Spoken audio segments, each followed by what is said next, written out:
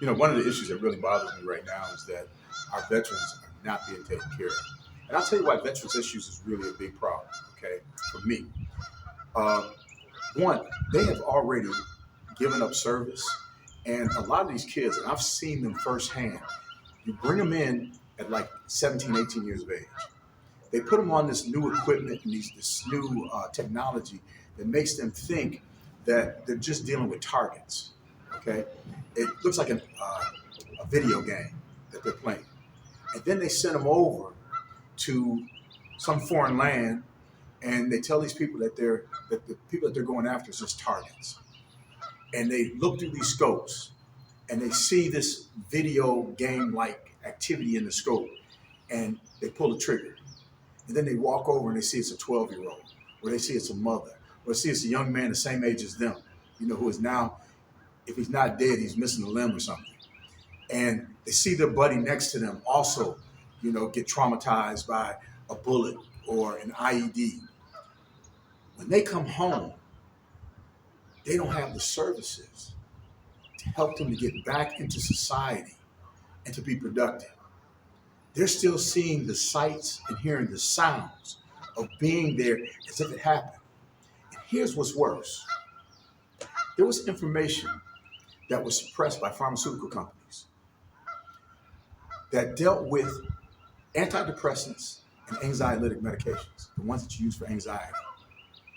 And what we found was that this information was not only suppressed, but it was pushed so far underneath that people didn't know what the truth was. The truth is that mild to moderate depression and anxiety should never be treated with these medications that we have here now.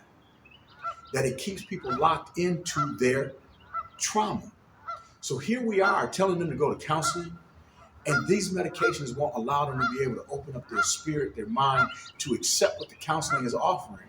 And so every time they hear a loud noise, they're back in that traumatic state.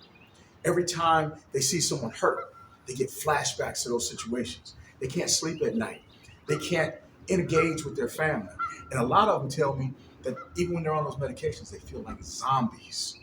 They're disconnected. So can you imagine? You're over somewhere, you're fighting for your country, you come back, and they're talking about treating you. And when you get the treatment, you still feel disconnected from society.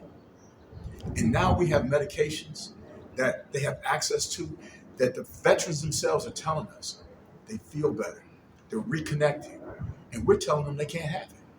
Now, Doc, every veteran is affected differently. Yes. I myself being a veteran, everybody, I'm going to say this, and hopefully Doc can expound on this. I suffer, and I still suffer with PTSD. Loud, sudden loud bangs, I jump. And I'm reaching for my piece or whatever. If I got to always watch a door, I always got to do certain things. I have taken antidepressant, so quote unquote antidepressant and anti-anxiety medicines. And I did feel disconnected from my family and my surroundings, but I was still, the veteran in me still, that Marine in me, everybody, still watched the room. So when I started using cannabis, it helped me a lot. I immediately just threw the medicine away because the cannabis had put me in a state where I was able to be myself again or feel some part of myself again. How do you feel about veteran care with cannabis use for some people? Because cannabis isn't for everybody. Right. So how would you feel about that?